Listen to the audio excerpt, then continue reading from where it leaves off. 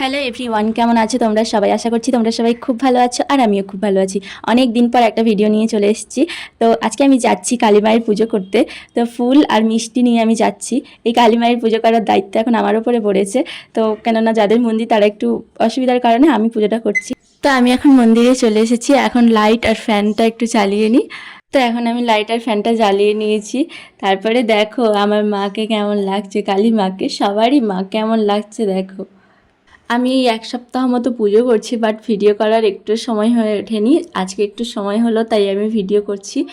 তো কেমন লাগছে অবশ্যই কমেন্ট করে জানিও। তো আমি এখন বাসি ফুলগুলো তুলে নিই, তারপরে ফুলের মালা পরাবো, তারপরে পুজো করব। তো বন্ধুরা, আমি না এত বড় মন্দিরে একা হাতে কোনো দিন পুজো করিনি। এমনি পুজো নিয়ে গেছি, ঠাকুরমশাই পুজো করেছেন, বাট আমি নিজের হাতে এত বড় প্রতিমার কোনো দিন পুজো করিনি। আমার অনেক সৌভাগ্য যে আমি পুজো করার দায়িত্বটা পেয়েছি।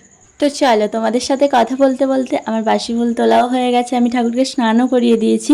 এখন আমি মালা পরাচ্ছি। তো আমি মাকে মালা পরাচ্ছি। এখন আমি মালা পরাচ্ছিলাম না, তখন মনে হয়েছিল আমি যে কত বড় পুণ্য করেছিলাম, তাই জন্য আমি মায়ের সেবা করার একটু দায়িত্ব পেলাম। কোনো দিনও নিজের হাতে আমি এত বড় প্রতিমার কোনো দিনও পুজো করিনি।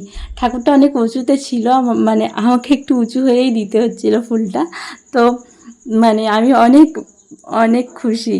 যেহেতু আমি এত বড় প্রতিমার কোনোদিনও পুজো করিনি, তাই মানে ঠাকুরকে বললাম যে আমার যদি কোনো ভুল হয়ে থাকে প্লিজ আমাকে ক্ষমা করে দিও। কেননা এত বড় প্রতিমা, ভুল তো হতেই পারে, বাট কি বলবো বলো তো, ভুল তো হতেই পারে। আমরা তো কোনোদিন নিজের হাতে এত বড় প্রতিমার পুজো করিনি, ভুল মানুষ মাত্রই হয়, আমারও হয়তো হয়েছে। তাই ঠাকুরের কাছে পা ধরে ক্ষমা চেয়ে নিলাম, যদি কোনো ভুল হয়ে থাকে মা আমাকে ক্ষমা করে দিও। আমি এখন মাকে ফুল দিয়ে সাজাচ্ছিলাম। তো বেশি ফুল ছিল না যদিও, আর আজকে বৃষ্টি হচ্ছিল, ফুলও আনতে যেতে পারিনি, তাই যেইটুকুনি ছিল আমি ফুল দিয়ে সাজাচ্ছিলাম। তো বন্ধুরা দেখো, আমি এখন পুজো শুরু করে দিয়েছি। আর কালীমাকে দেখো এমনভাবে বসে আছে যেন কত মানে শান্ত, মানে পুরো ছোট্ট মেয়ের মতো বসে আছে। আমি যখন পুজো করছিলাম না, আমার মনে একটা অদ্ভুত রকম মানে শান্তি হচ্ছিল, আমি বলে বোঝাতে পারবো না সেটা।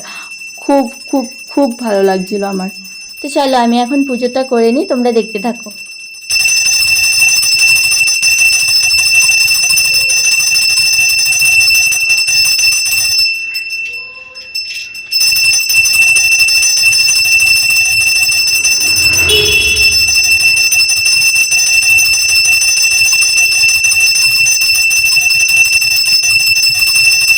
তো আমি এখন মায়ের কাছে ভোগ নিবেদন করেও দিয়েছি।